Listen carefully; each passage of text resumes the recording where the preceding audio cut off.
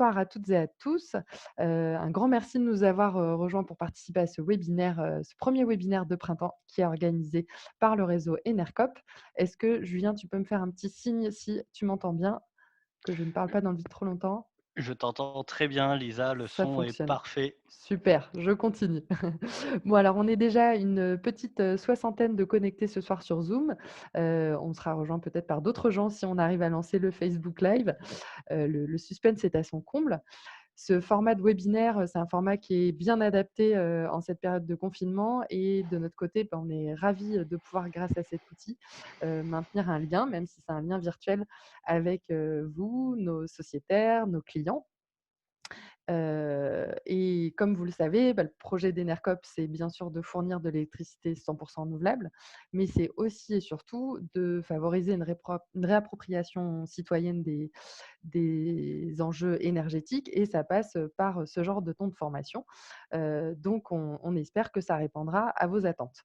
On est très nombreux sur Zoom ce soir, donc on ne sera pas en mesure, de répondre à toutes vos questions, mais on va essayer de faire au mieux. Pour info, ce webinaire est enregistré, sauf, nouveaux problèmes techniques, bien sûr et durera jusqu'à 1 heure. On se fixe donc pardon de terminer à 20 heures pour que vous puissiez aller dîner tranquillement. Alors, de quoi on va parler ce soir? On va parler des idées reçues sur les énergies renouvelables, parce qu'aujourd'hui, tout le monde semble avoir un avis sur la question et c'est parfois un peu difficile de démêler le vrai du faux, de faire la part des choses, entre ce qui relève du factuel et puis, ce qui relève justement des idées reçues. Donc on va, mettre les mains dans le cambouis, ce soir, démêler tout ça avec Julien Courtel, à qui je passerai, la parole après et que je laisserai se présenter et j'en ai oublié de me présenter moi-même. Moi, je m'appelle Lisa Desrues et je suis une des salariées de la coopérative Enercop Pays de la Loire, qui est donc, une des coopératives du réseau et je crois que ça y est, nous sommes, de nouveau connectés sur Facebook.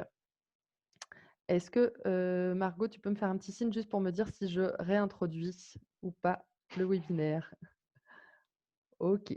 Bon, je pense que je vais pouvoir passer donc la parole à Julien Courtel. Excusez-nous pour tous ces petits désagréments techniques. On a, tenté d'avoir un fond très neutre derrière nous, mais on est bien sûr en train de bosser de chez nous, peut-être dans notre cuisine pour Julien, dans mon salon pour moi, donc on fait avec les moyens du bord. On n'est, pas à l'abri d'une petite déconnexion internet. Voilà, c'est le risque du direct, comme diraient les stars, du petit écran. Je te passe la parole, Julien.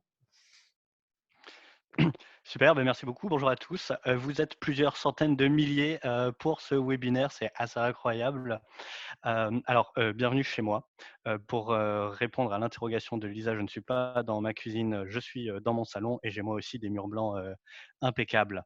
Donc, je vais maintenant partager, avant de me présenter à vous, les quelques planches que j'ai préparées.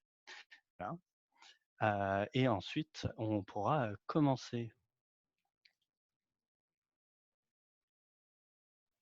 Je reprends la parole juste une petite seconde pour, bien vous préciser qu'il faut que vous posiez vos questions en utilisant, la petite icône, Q&A ou, Q&A, voilà qui est, en bas et pas sur le chat. Donc utilisez bien cette fonction-là, ça nous permettra de les sélectionner plus facilement. Merci d'avance. Merci Lisa. Alors bonjour à tous, moi je suis basé à Paris, donc à Enercop Paris, sur les activités fournisseurs. J'ai rejoint Enercop il y a quelques mois maintenant, 7 ou 8 mois, et mon travail, je le fais dans l'équipe du pôle énergie.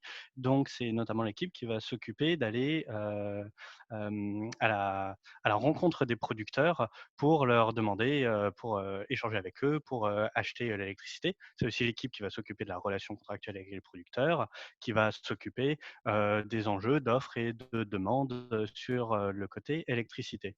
Et moi, j'ai justement des fonctions où j'accompagne un peu la compréhension de tous ces mécanismes qui sont parfois un peu complexes. Je suis très content de faire ce webinaire avec vous. De temps en temps, on organise des réunions à Paris avec les sociétaires. J'y vais parfois pour présenter le modèle d'approvisionnement d'Enercop. Et c'est toujours des super moments d'échange où je parle un peu et ensuite, il y a beaucoup de questions-réponses sur les énergies renouvelables, sur le modèle Enercop. C'est toujours un beau moment, justement, on revient sur des choses qu'on a pu entendre sur les énergies renouvelables et on détricote un peu tout ça.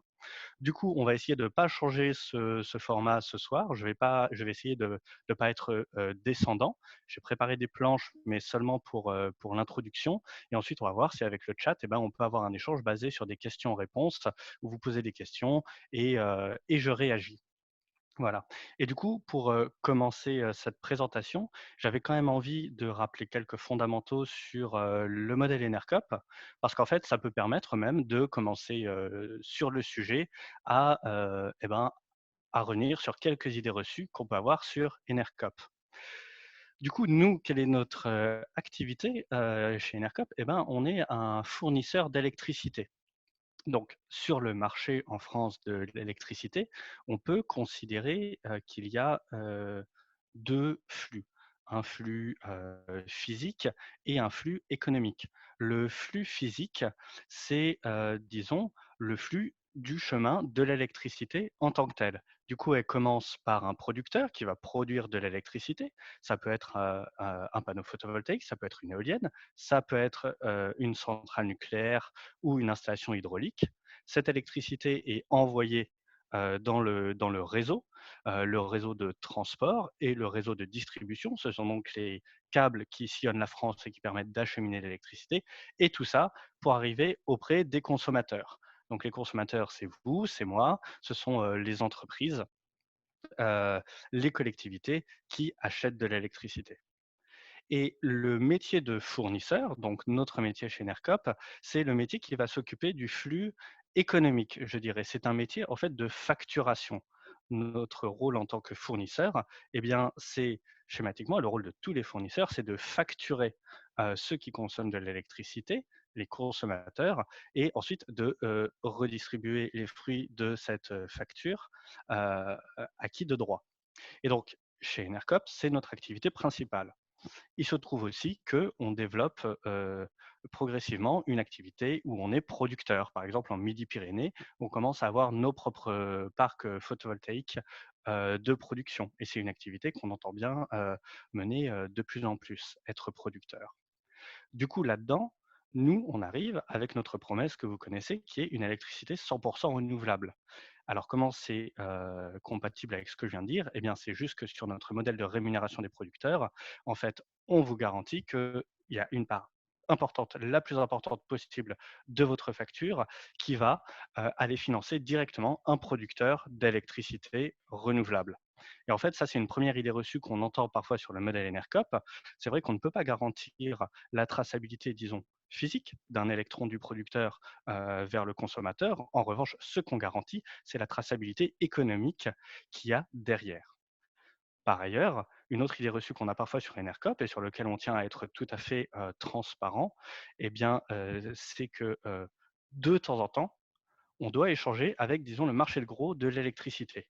Pourquoi? Parce que notre promesse, qui est 100% contrat direct, elle s'équilibre à l'année. Et c'est-à-dire qu'à l'année, on aura acheté auprès des producteurs autant d'électricité qu'on en aura vendu auprès de nos consommateurs.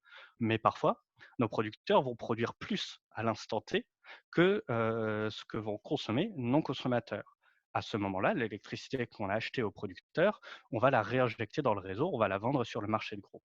Et de temps en temps, quand les consommateurs consomment plus d'électricité que ce que nos producteurs produisent, eh ben, on doit aller acheter de l'électricité sur le marché de gros pour s'assurer de l'équilibre de l'offre et de la demande. Et ensuite, tout ça s'équilibre à l'année. D'ici quelques années, on espère que cet équilibrage se resserre de plus en plus pour arriver à la maille mensuelle. Voilà, donc on propose le meilleur fléchage économique possible vers les producteurs. Alors, je voulais présenter ce slide aussi, là, juste pour donner quelques grands chiffres et aussi parce qu'on a reçu plein de bonnes nouvelles là, juste en ce moment même. Mais je voulais juste redonner un peu un état des lieux de, disons, la taille des Enercop sur le marché français.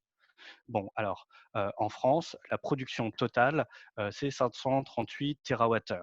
Donc, Enercop, les producteurs d'Enercop ont produit en tout 482 gigawattheures. C'est super, ça veut dire qu'on représente à peu près 0,1% de la production d'électricité française. Donc, on a encore plein de choses à faire avant d'être complètement hégémonique et d'arriver à 100%. Ça nous prendra peut-être 2-3 ans. Je rigole. Du coup, dans le mix français, sur ces 538 TWh, eh ben, il est réparti sur le camembert qui est à gauche, que j'ai appelé mix français. Donc, il a la particularité, le mix français, d'être essentiellement nucléaire. Et en 2019, le nucléaire représentait encore 70, 71 même de la production d'électricité en France. Mix Enercop, donc nos producteurs, qui ne sont que des producteurs renouvelables en 2019. Il est représenté sur le camembert qui est à droite. Il est encore en 2019 à 86% hydraulique. Il est à 12% éolien et il est à 2% photovoltaïque. Traditionnellement, l'hydraulique a pris une place prépondérante dans le mix d'Enercop. Cet équilibre est en train de basculer. Normalement, en 2020, l'éolien devrait commencer à représenter entre 50 et 60% de notre mix. Donc, c'est un bouleversement assez majeur dans notre modèle d'approvisionnement. Et je résiste pas du coup à l'envie de vous donner, et vous l'avez du coup en premier parce qu'on ne les a pas encore diffusés, les grands chiffres de l'année 2019. Eh bien, comme je le disais, nos producteurs ont produit 482 gigawattheures, nos consommateurs ont consommé 449 gigawattheures, ce qui veut dire que l'indicateur qui est notre taux de contrat direct cette année a été de 107%. C'est extrêmement important pour nous parce que c'est la principale promesse qu'on fait en termes d'approvisionnement, à savoir être à 100%, voire au-delà. Et ben, du coup, cette année 2019, on a réussi à le faire. On avait déjà réussi à le faire en 2018. En 2017, on était à 96%. Et du coup, on est toujours assez content de ces résultats.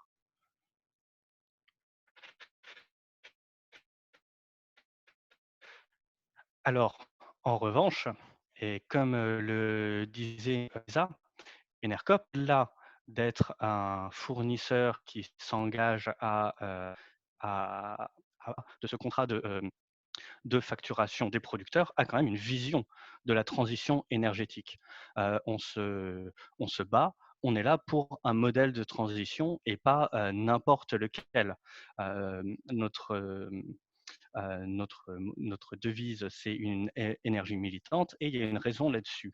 C'est parce que notre vision est d'accompagner la transition énergétique, c'est-à-dire de déployer le plus d'énergie renouvelable possible pour arriver même éventuellement à une France 100% électricité renouvelable. Cela dit, si on ne faisait que remplacer le parc existant nucléaire fossile par des énergies renouvelables, eh ben, on aurait fait quelque part que la moitié du chemin ou que le tiers. On veut aller bien au-delà d'une substitution d'une technologie par une autre. Et c'est pour ça qu'il y a déjà un des enjeux majeurs sur lesquels on est, euh, on est vigilant, c'est la réappropriation par les citoyens et les territoires de leurs enjeux énergétiques.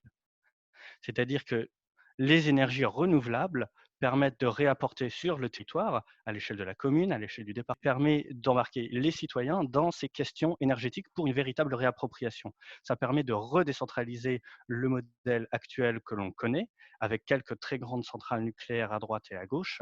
Et là, ça permet du coup de recréer même de la valeur sur le territoire en question. Donc la réappropriation citoyenne est la première de nos valeurs, la première de nos visions sur la transition énergétique.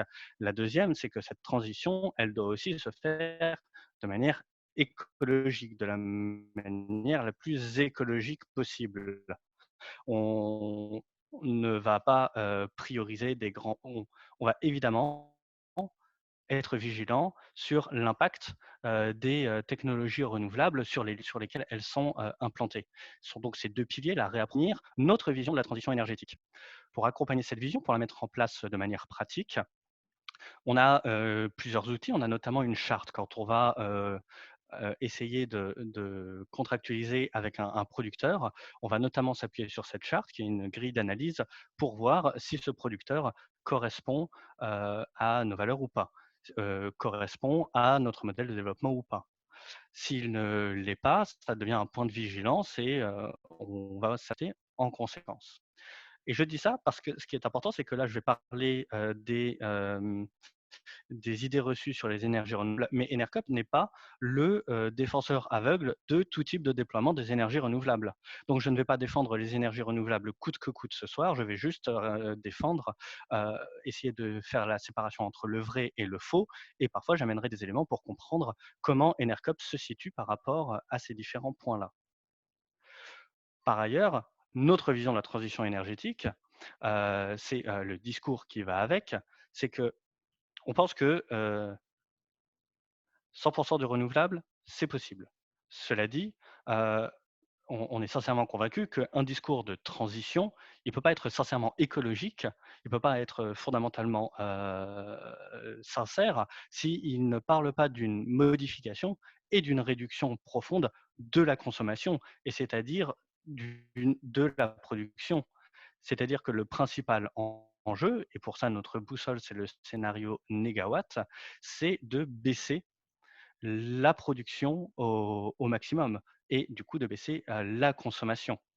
C'est pour ça que, comme je disais, notre boussole étant le scénario négawatt, les mots-clés de ce scénario sont la sobriété et l'efficacité. Si vous connaissez un peu ce scénario, qui se projette à 2050 et qui offre une vision où à 2050, le mix électrique et même le mix énergétique serait 100% renouvelable. Ce scénario s'appuie notamment sur une vision de 50% de baisse d'énergie finale consommée.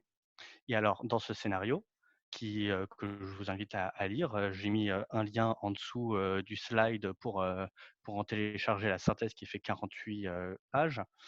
Eh bien, il est proposé une vision de la transition énergétique qui est massive, qui est globale, et qui concerne tous les enjeux de tous les postes de consommation possibles des énergies, que ce soit le bâtiment, que ce soit l'industrie, que ce soit l'alimentation.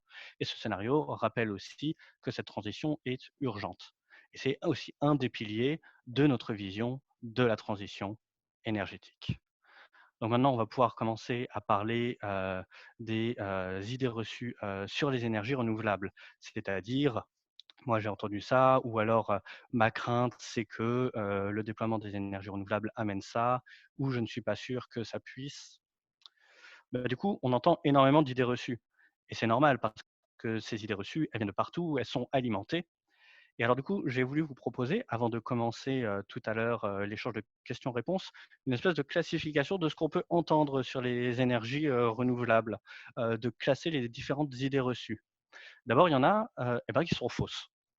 Par exemple, il faut plus d'énergie pour produire du photovoltaïque ou de l'éolien que cette technologie n'en produit elle-même.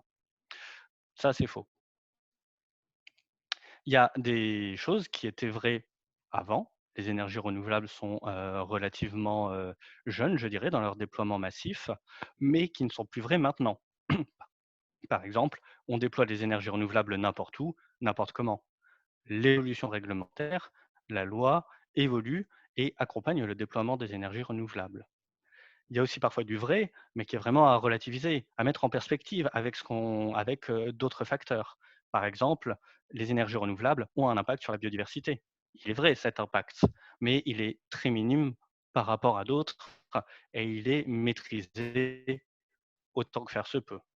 Et puis il y a une dernière idée reçue, heu, d'ailleurs je ne sais même pas si c'est une idée reçue, ça par contre, c'est tout à fait sincère, mais qui est très subjective, à savoir, c'est pas je ne me prononcerai là-dessus, de sites, magnifiques, de photovoltaïque ou d'éolien.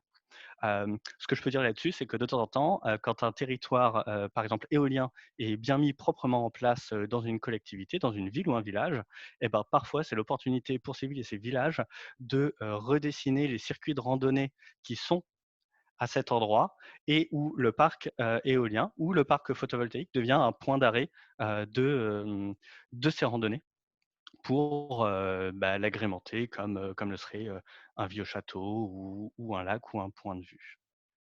Voilà, donc j'ai essayé de faire cette introduction la plus rapide possible. Maintenant, je ne sais pas déjà s'il y a déjà des questions, mais ce que je vous propose, c'est on va voir si ça marche. Bah, allez-y à vos claviers. Si au pire vous avez des blancs, moi j'ai déjà des réponses pour des choses. Alors, on a déjà quelques questions. Vous pouvez donc poser vos questions directement sur Facebook pour ceux qui sont connectés par ce biais ou je le répète en utilisant le petit bouton, Q&A ou, Q&R qui est, sur Zoom. Tu peux complètement commencer par cette question, Julien, puisqu'effectivement, elle est ressortie.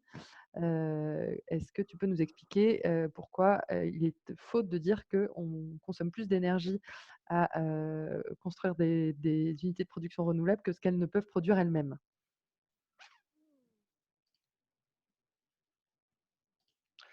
Eh ben, c'est parfait. Alors justement, j'étais sur le slide. Alors, tac, hop.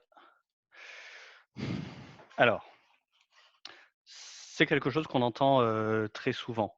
Il faudrait de l'énergie pour, produire un panneau photovoltaïque, il faut de l'énergie, pour, produire une éolienne et il faut consommer tellement d'énergie pour les produire que même, dans toute la durée de vie de, heu, de ce moyen de technologie et bien toute l'électricité qui est produite ne permet pas de compenser l'électricité qui a servi à les produire. C'est quelque chose qui revient très régulièrement. Alors, c'est faux.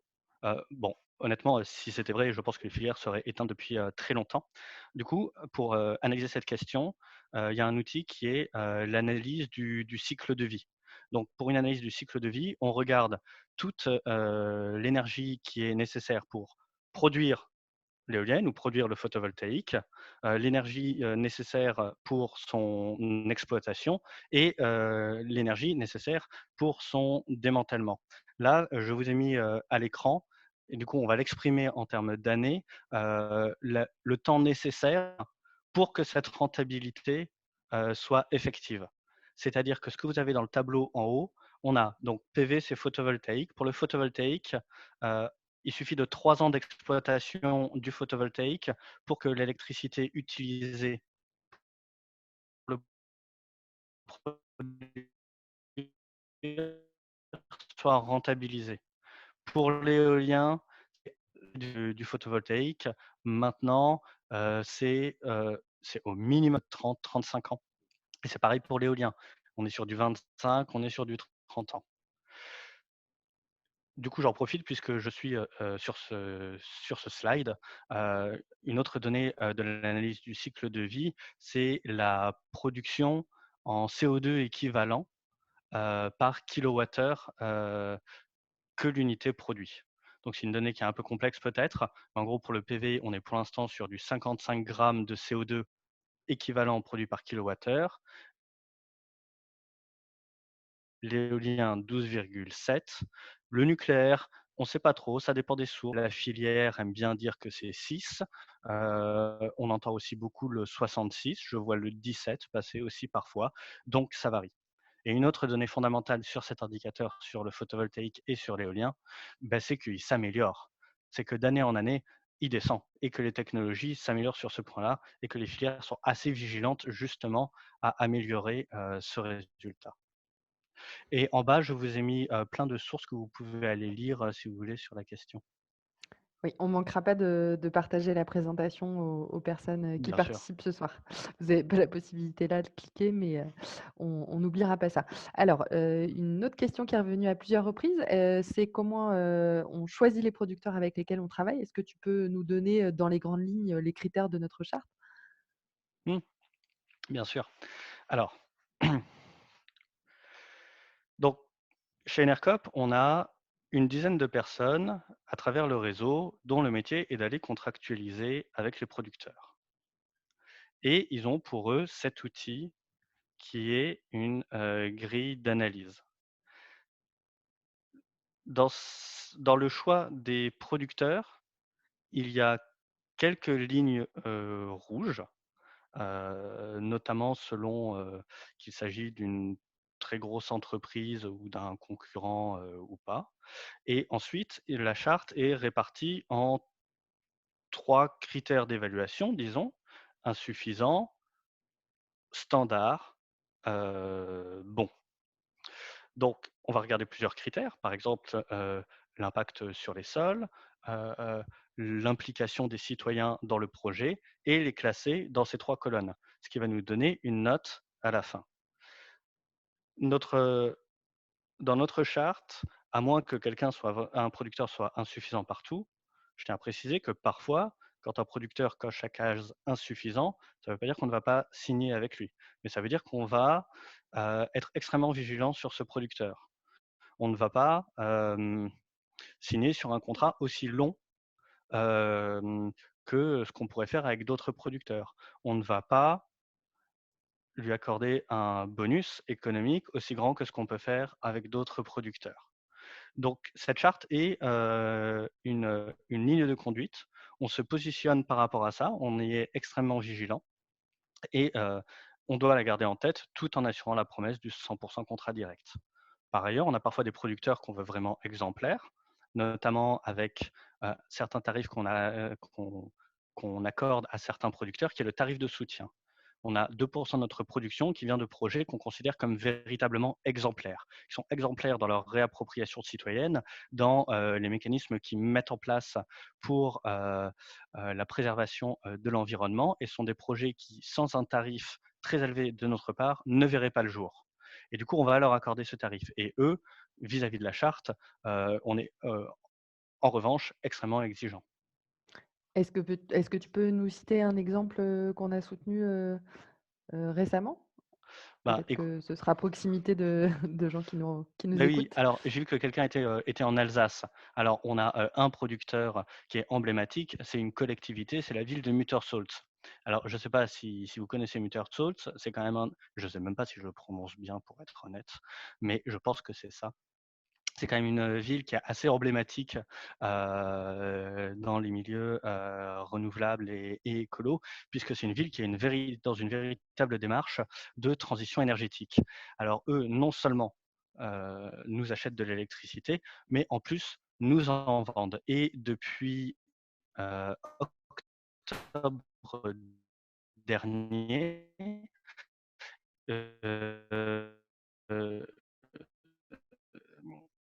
Mutterstolz a remis une et alors, non seulement dans cette ville, tous les mécanismes de réappropriation citoyenne sont exemplaires, mais par exemple, pour la mise en place de cette installation hydro, tout a été fait pour, préserver et même favoriser la survie, de l'Union crassus.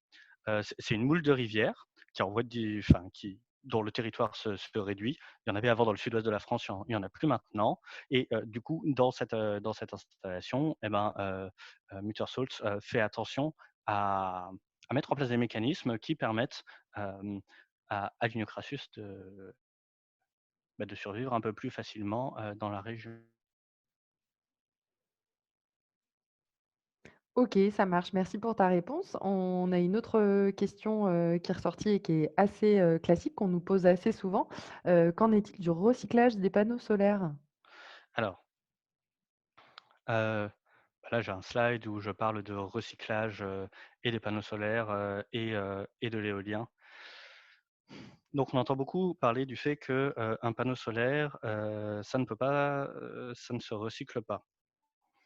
Hem, il y a énormément d'éléments dans un panneau solaire, qui, se recyclent et globalement, dans un panneau, je dirais que 95 des de ce qui est recyclable, enfin 95 d'un panneau est recyclable. Par ailleurs, les enjeux du recyclage sur les panneaux solaires se feront vraiment sentir, à partir de 2030. Parce que les panneaux ayant une certaine durée de vie, pour l'instant, on commence à recycler les premiers panneaux. Comme le solaire, le photovoltaïque a eu, sa période d'expansion, il y aura une vraie première vague de recyclage en 2030. Et du coup, le dernier enjeu, pour, voir comment le recyclage se passe de manière, vertueuse, eh bien, en France, en Europe, se structure la filière de la collecte des panneaux pour pouvoir, les recycler ensuite. Il y a un organisme qui s'appelle PVcycle qui organise, cette collecte des panneaux solaires pour ensuite les amener vers des centres de traitement où les éléments des panneaux sont séparés les uns des autres pour être recyclés, dans les filières correspondantes. OK, merci pour ta réponse. Alors j'ai une autre question sur le photovoltaïque qui pour le coup, c'est pas du tout une idée reçue, mais ça a intéressé plusieurs personnes, dans l'assemblée. Comment est-ce que toi, tu envisages le développement du photovoltaïque, dans le cadre de ce qui se passe avec les architectes des bâtiments de France? Ah, hem, Est-ce que tu peux déjà, peut-être replacer un peu le contexte pour les gens, pour qui ça évoque rien? oui, bien sûr. Alors, donc le photovoltaïque, ce sont, des panneaux, solaires, qu'on peut mettre, soit sur, les toits, soit au sol. Un enjeu des énergies renouvelables, c'est leur intégration dans un espace, dans un paysage. Les architectes de France sont, des gens, qui sont garants de la préservation de ce paysage et du coup, le photovoltaïque est soumis à certaines règles d'implantation. Est-ce qu'il peut être, heu, proche, loin, d'un bâtiment, d'un beau site, d'un site, classé? Et les architectes de France vont avoir, à cœur et ben, de garantir que, il y a pas du photovoltaïque n'importe où par rapport à ces bâtiments classés.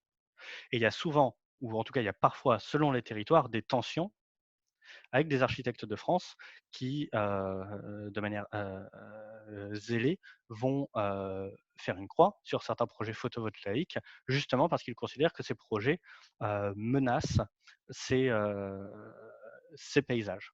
Et alors là, c'est une approche qui est, je pense, relativement locale, en fait. Disons qu'il y a certains architectes qui font, plus de zèle que d'autres.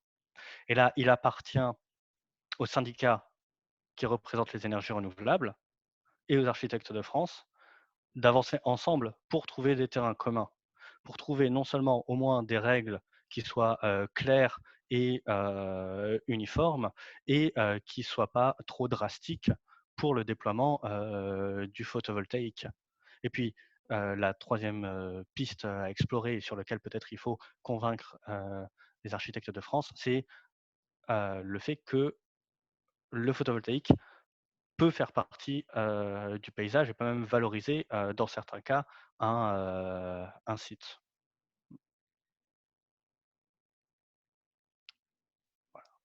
OK, merci. Alors on a beaucoup de questions qui ne concernent pas du tout, les idées reçues sur les énergies renouvelables, qui sont pour autant intéressantes, mais qui concernent par exemple la rentabilité de projets individuels, d'installations photovoltaïques sur des maisons de particuliers. Je suis désolée, on ne sera pas en mesure d'y répondre ce soir, mais n'hésitez pas à appeler votre coopérative régionale qui sera en mesure de vous orienter là-dessus. Mmh.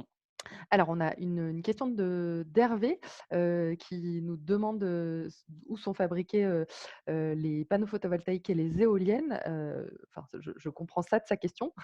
En Chine, en Allemagne, me dit-il. Est-ce que tu as quelque chose à nous dire, sur le sujet? Mmh. Alors, du coup, pour, répondre à Hervé, je vais parler de toutes les éoliennes et tout le photovoltaïque et ensuite je vais redescendre, vers les producteurs d'Enercop. Le marché du photovoltaïque est, à 70 ou même 80 chinois. J'ai plus les chiffres exacts en tête pour le marché, de l'éolien. Il est peut-être un peu moins, concentré. Donc ça sont les chiffres, macro. Chez, Enercop, heu, alors en France, il n'y a plus de, grands producteurs d'éoliennes, donc de base, il y a très peu, d'éoliennes possibles directement françaises. Par contre, il y en a plus possibles européennes. Heu, Chez Enercop, nous, ça va dépendre, de nos producteurs. Alors après, quand je vois passer, c'est une information technique qu'on ne demande pas forcément, mais qui est marquée dans les contrats qu'on a avec le producteur. Assez souvent, je vois passer, quand même, le fait que les panneaux photovoltaïques, sont fabriqués en France ou en Europe et sont des critères qui sont mis en avant maintenant par la plupart des producteurs. quand un projet, photovoltaïque, répond à un appel d'offres, national, il essaye de mettre en avant le fait que ces panneaux sont le plus local possible, donc si ce n'est à l'échelle française, à l'échelle européenne et ça se perçoit aussi chez nos producteurs. OK, merci pour ces réponses. On a d'autres questions sur l'hydraulique que nous pose, Gaël notamment.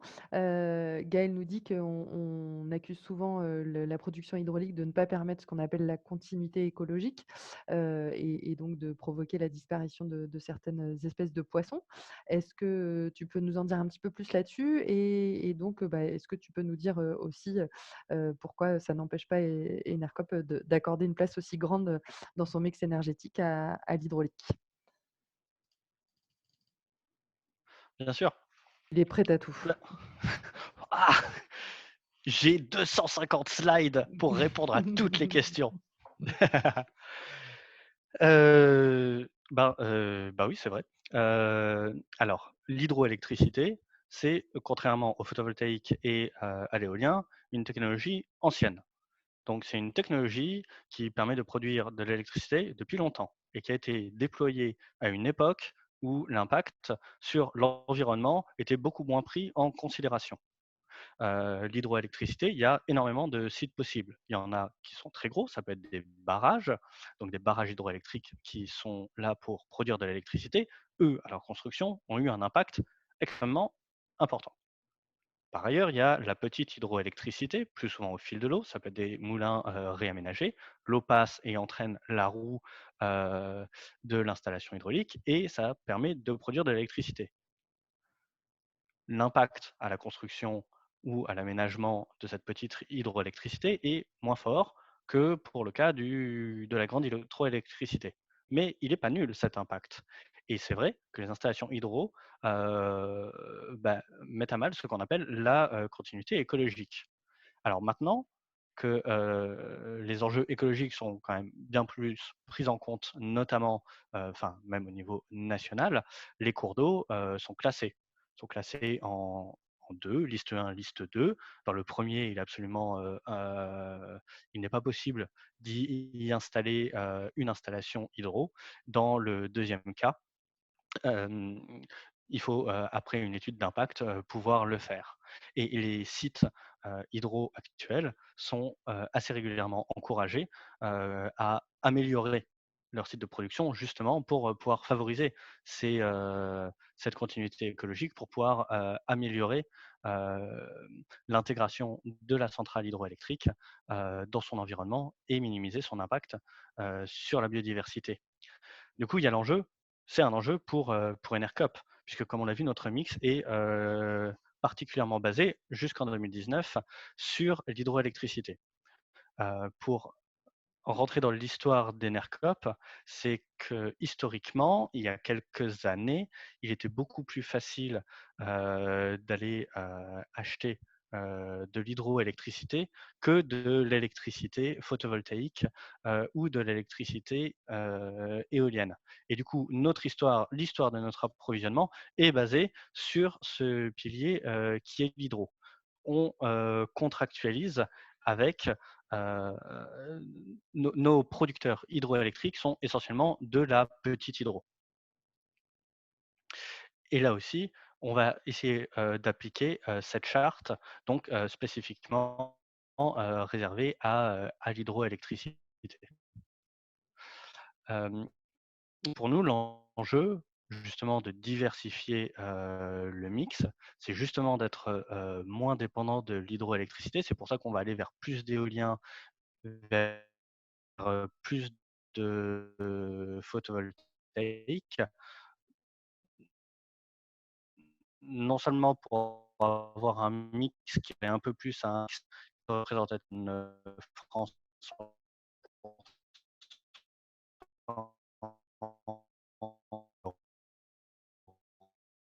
renouvelable, mais aussi plus en mesure d'enlever les fuel shocks d'assurer une ponction.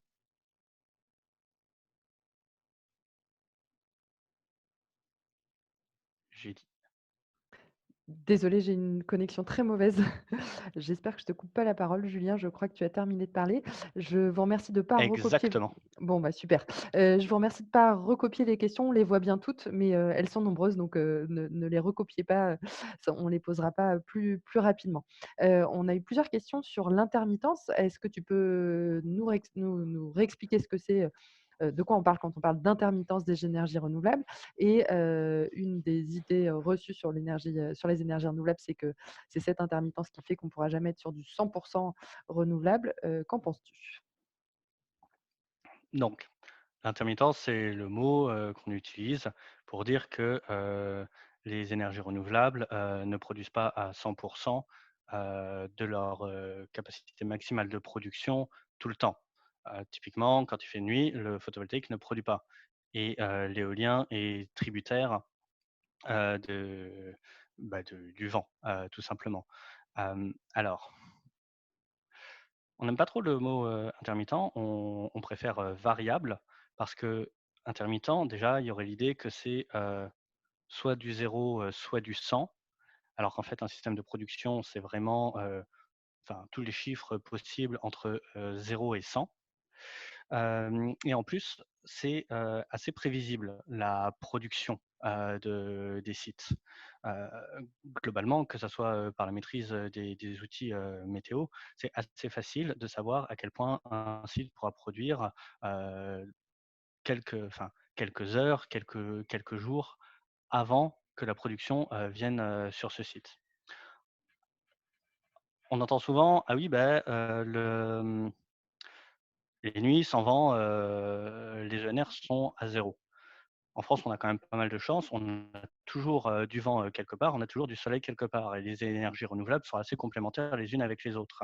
Par exemple, si un parc éolien situé en Bretagne, ne tourne pas parce qu'il y a pas beaucoup de vent, il est quand même très probable qu'à ce moment-là, vous ayez un parc éolien ou du photovoltaïque dans le sud qui, puisse, lui, par contre, tourner à fond. Et donc en fait, déjà un des premiers outils pour pallier cette variabilité, c'est le foisonnement, des énergies renouvelables. Un maillage territorial intelligent des énergies renouvelables permet de ne pas tomber à zéro, mais d'avoir toujours une certaine production venant de l'électricité renouvelable. Hem, Par ailleurs, n'oublions pas qu'il y a également, l'hydro qui représente quand même 20 ou 25 de notre mix qui, qui est là et qui, elle, est, beaucoup plus, pilotable. Donc après, comment est-ce qu'on fait la boucle avec le 100 renouvelable? Puisque c'était, la question. Nous, notre boussole, c'est, le scénario, négawatt, comme je disais. Donc il est là. Alors c'est un graphique, il est très beau parce qu'il y a beaucoup de couleurs. Heu, vous avez, heu, vous avez la flèche rouge sur le graphique qui est, le scénario tendanciel, c'est-à-dire, si on ne fait rien. Vous avez, la flèche bleue, heu, qui est en bas, qui serait le scénario négawatt et vous avez l'utilisation des énergies, des énergies primaires, voilà, en fonction de ce scénario négawatt. C'est pour ça déjà que je disais tout à l'heure, on ne peut pas faire, quoi que ce soit si on n'est pas sur un schéma de sobriété et d'efficacité. Du coup, on déploie, les énergies renouvelables. Ensuite, on a, plusieurs outils pour, multiplier, pendant assez longtemps les énergies renouvelables jusqu'à arriver à ce 100 sachant que la demande a déjà beaucoup baissé.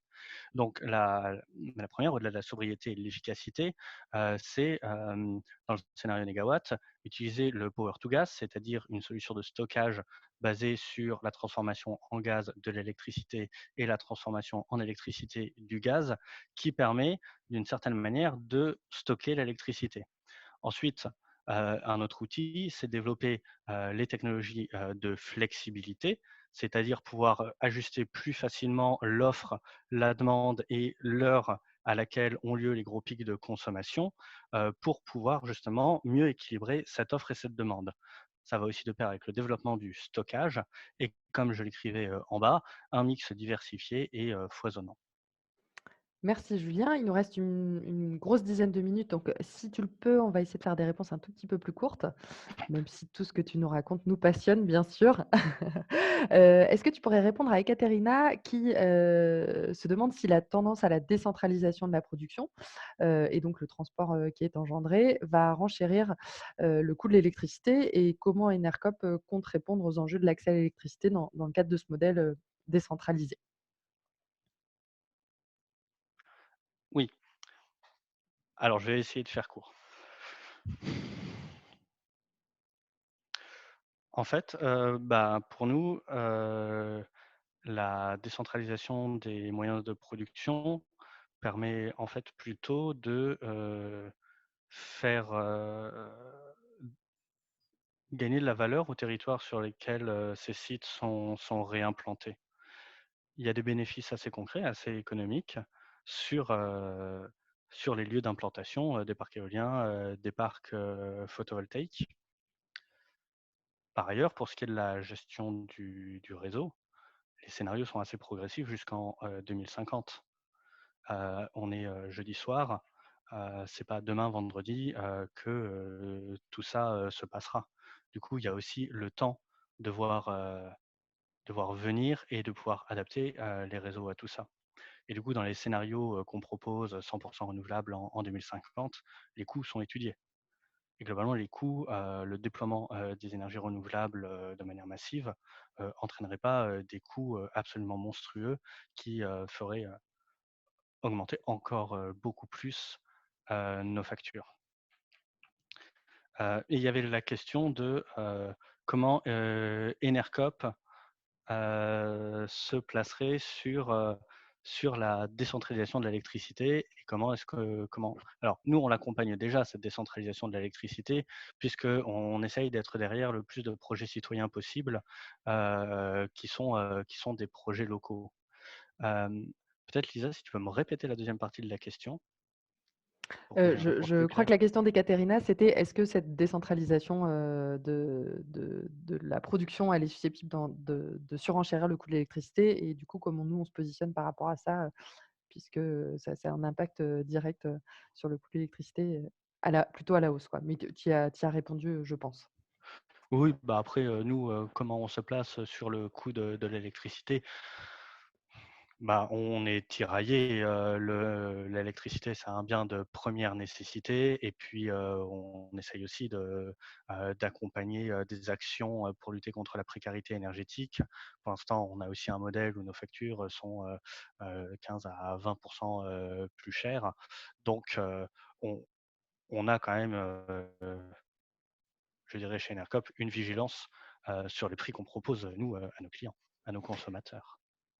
OK, merci. Alors Stéphane, pose une question que je ne suis pas sûre de comprendre. Pouvez-vous préciser, s'il vous plaît, la baisse de la consommation d'énergie? Car il semblerait qu'on en soit plutôt sur une hausse. Que voulez-vous dire Stéphane? Sur le graphique, vous voulez dire?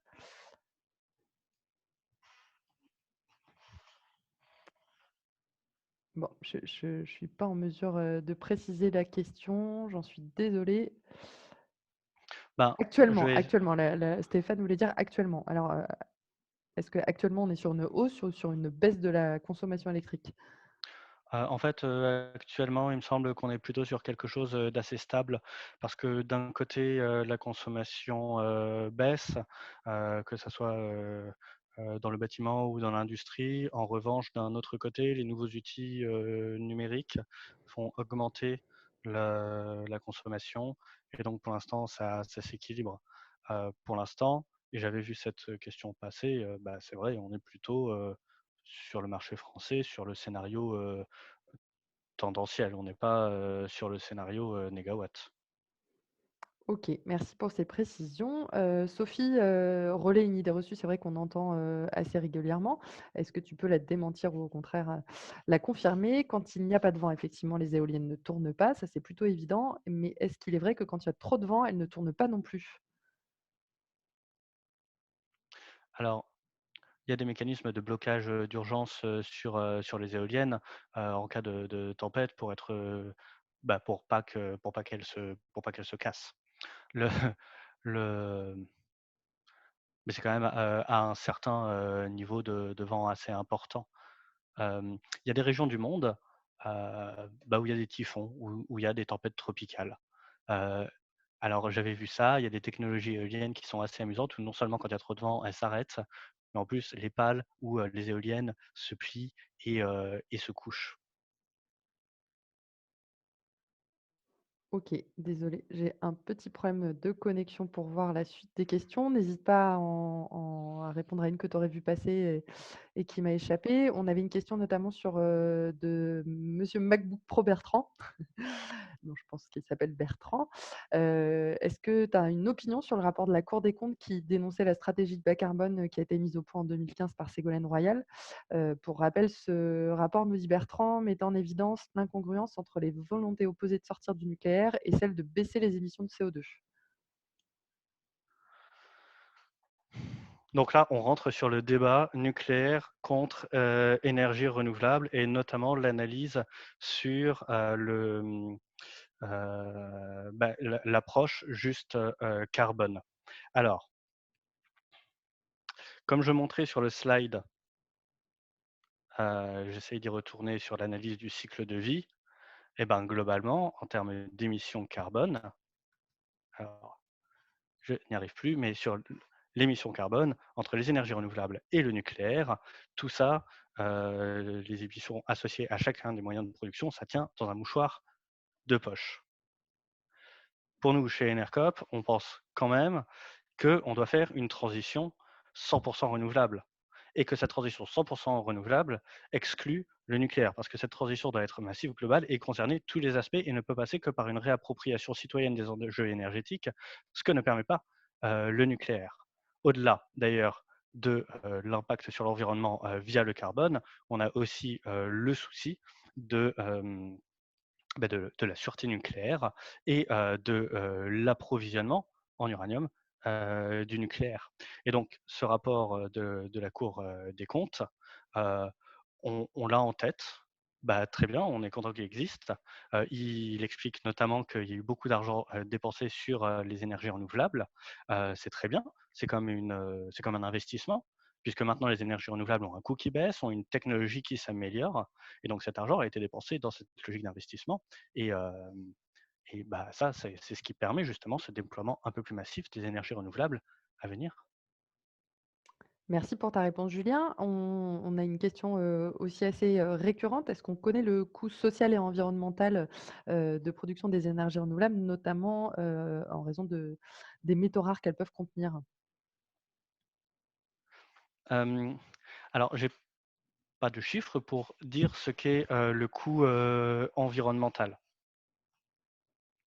Cela dit, sur la question plus spécifique des terres rares et des métaux rares, heu, c'est quelque chose qu'on entend, beaucoup aussi.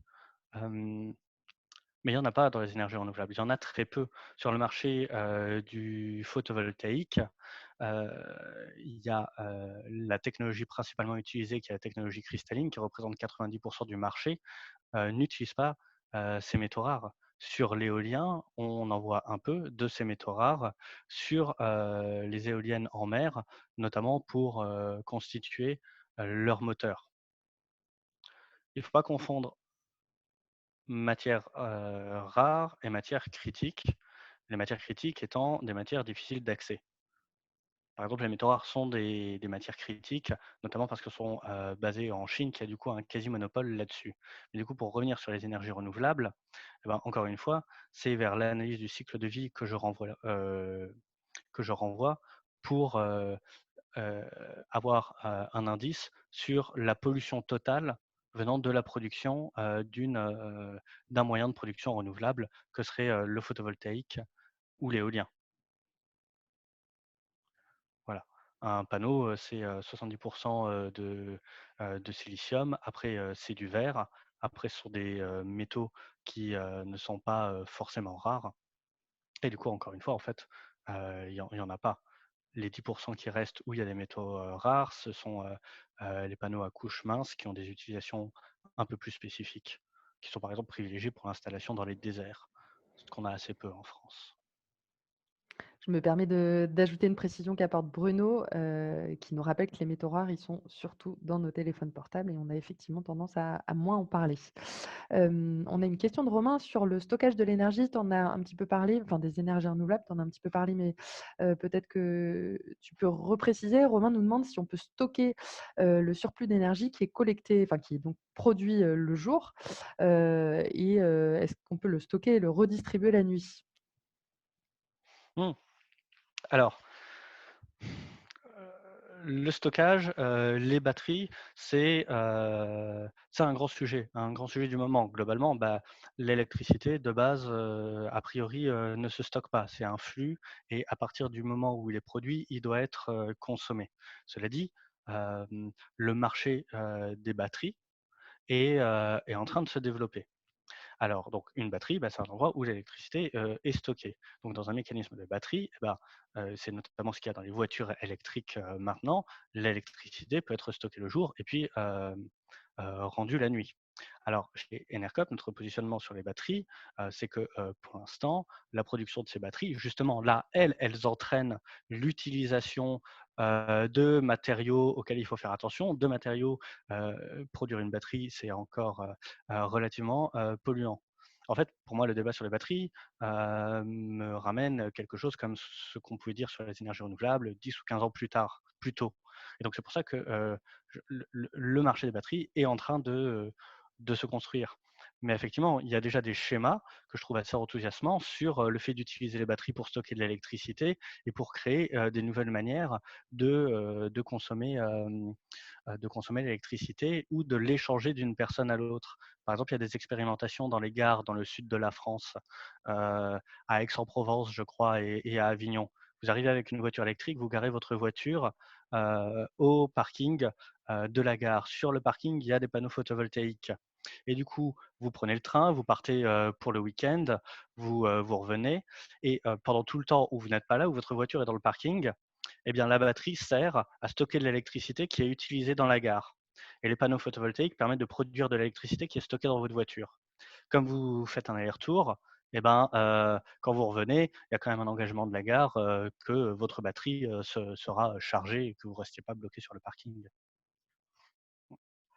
Merci pour ces précisions. On va prendre une toute dernière question pour essayer de tenir notre engagement de terminer à 20:00. Est-ce que tu peux, expliquer à Olivier, enfin dire à Olivier si Enercop envisage de proposer un jour un stockage virtuel, une solution de stockage virtuel, à l'image d'Urban Solar? Pour l'instant, c'est pas dans nos tuyaux, non. Globalement, le modèle d'Urban Solar, c'est, vous produisez, de l'électricité, vous avez des panneaux solaires, par exemple, sur votre toit, si je ne me trompe pas. Vous produisez de l'électricité, vous, la consommez en autoconsommation chez vous. Si vous produisez un surplus que vous ne consommez pas, vous l'injectez dans le réseau et ensuite, hem, et ben, vous pouvez reprendre cette électricité, plus tard pour la consommer au moment où vous avez besoin de la consommer. En fait, c'est un mécanisme où vous avez un panneau solaire, vous autoconsommez autant que possible, vous injectez gratuitement, sur le réseau le reste et ensuite, quand vous avez besoin de consommer, heu, disons que le réseau vous renvoie de l'électricité avec une facture, à 0 € pour cette quantité d'électricité. Heu, Nous, on le proposera pas. Il y a plein de choses, d'offres, superbes qui se passent, chez les fournisseurs, chez différents fournisseurs. Heu, Nous, on va proposer, peut-être, le fait de pouvoir avoir un contrat qui est relié un peu plus directement à une centrale, plus locale. Par exemple, c'est le contrat avec l'offre soleil de Camaret, c'est un parc photovoltaïque en Midi-Pyrénées. Vous pouvez souscrire à cette offre pour être sûr qu'il y a une sorte de fléchage économique, comme je le disais, vers ce parc. Heu et on va, nous, nos pistes, d'amélioration, ça va être d'accélérer la sortie de terre de projets, renouvelables pour accélérer la transition énergétique. Merci beaucoup Julien d'avoir répondu à toutes ces questions. On est bien sûr, sincèrement désolé de ne pas avoir pu toutes les traiter. On était, jusqu'à 70 personnes, à en poser en même temps donc ça aurait été, pour le coup, difficile techniquement, mais on vous invite à nous les envoyer par mail et puis on prendra le temps de vous y répondre, de vous répondre, tranquillement. On va organiser dans le courant de la semaine prochaine ou de la suivante un webinaire qui prendra la même forme sur les éco-gestes. L'idée, c'est de profiter de cette, profiter, c'est pas tout à fait le bon mot, mais de tirer profit de cette période de confinement pour, peut-être, en apprendre un peu plus sur comment on peut économiser, l'électricité, réduire notre consommation puisque c'est un des piliers du scénario négawatt dont a parlé Julien à plusieurs reprises. On enverra la présentation de Julien, à l'ensemble des personnes qui s'étaient inscrites et également sur demande si certains d'entre vous ne s'étaient pas inscrits au webinaire. Vous y retrouverez, les sources qu'il a citées, et puis, encore une fois, on se tient à votre disposition si, vous avez besoin d'autres précisions. Merci beaucoup d'avoir participé et restez à l'écoute, des prochains webinaires. Bonne soirée à Merci. tous.